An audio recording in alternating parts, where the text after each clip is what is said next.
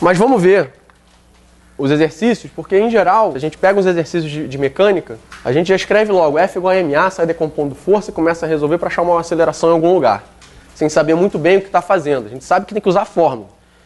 Não é bem assim. A gente pode explorar essas leis para poder entender de fato o que está acontecendo. Isso ajuda muito a resolver exercício. Então o primeiro fala, considere uma maçã em repouso em cima de uma mesa. O problema mais simples impossível, né? Eu tenho uma mesa e aí eu tenho uma maçã aqui. E aí a primeira pergunta vem, desenhe o diagrama de forças. Desenhar o diagrama de forças ajuda muito na hora de resolver exercício, porque eu vou pegar a minha maçã, eu vou considerar ela uma massa pontual. Essa é a minha maçã, com a massa M. E eu quero entender o que está acontecendo com essa maçã. O primeiro passo é desenhar o diagrama de forças. A normal, que é a força que a mesa está atuando lá, né? E a gravitacional, que é o peso. O peso é mg, e aqui eu tenho a normal. Lembrando que força normal não é porque as outras são anormais. A força normal é porque ela é ortogonal, certo? À direção de movimento.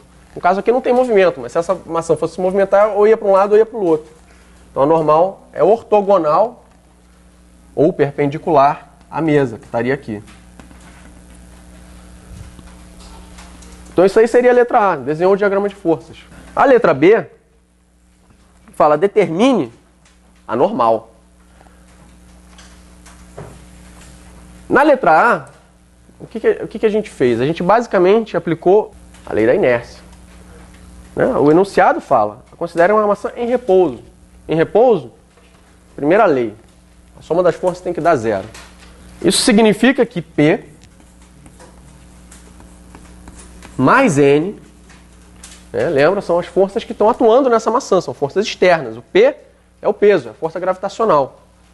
E o N é a força normal, aquela força que equilibra o peso, é a força que a superfície da mesa faz sobre a maçã. Ela não atravessa a mesa. Então é para entrar em equilíbrio. Então significa que P mais N é igual a zero.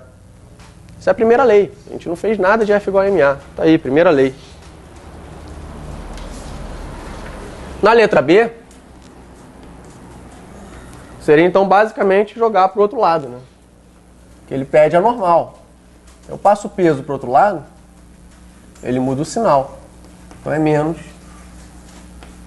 mg. Tá? Eu estou fazendo com vetor, porque é importante vocês lembrarem sempre que força é vetor. Tá? Então tá aí. Letra B é simplesmente jogar para o outro lado. É a primeira lei também. Pela segunda lei também dava para sair, né? Ela está parada, a aceleração é zero. A resultante vai ser a soma de todas as forças, também dá zero. Também está aqui. Tá? E a letra C, identifique a existência de pares de ação e reação. P e N não são pares de ação e reação.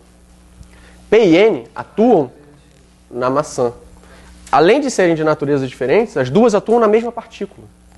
A terceira lei é sempre em partículas diferentes. É a força que uma faz na outra e que a outra faz na uma. Então, se tiver um par de ação e reação aqui, eu tenho que ver a natureza das forças. O peso. Quem é que faz o peso para a maçã cair? A Terra. Então, quem vai estar sofrendo um peso igual e o contrário é a Terra. E de fato está aqui o chão, a Terra está lá no meio, ela vai ter um menos P aqui, e aqui eu tenho um mais P. Esses são os pares de ação e reação. A lei da gravidade universal diz que matéria atrai matéria. A maçã está sendo atraída pela Terra, mas a Terra também está sendo atraída pela maçã. Só que a massa da Terra é tão grande, que ela praticamente não vai se mover. A gente não percebe o movimento de tão pequeno que ele é. E lembra, quanto maior a massa, maior a resistência ao movimento. Então, por isso é que você vê a maçã caindo, não vê a Terra caindo para a maçã. Então a C seria, o par de ação e reação seria o peso da maçã mais a força-peso da Terra com relação à maçã, né? igual a zero.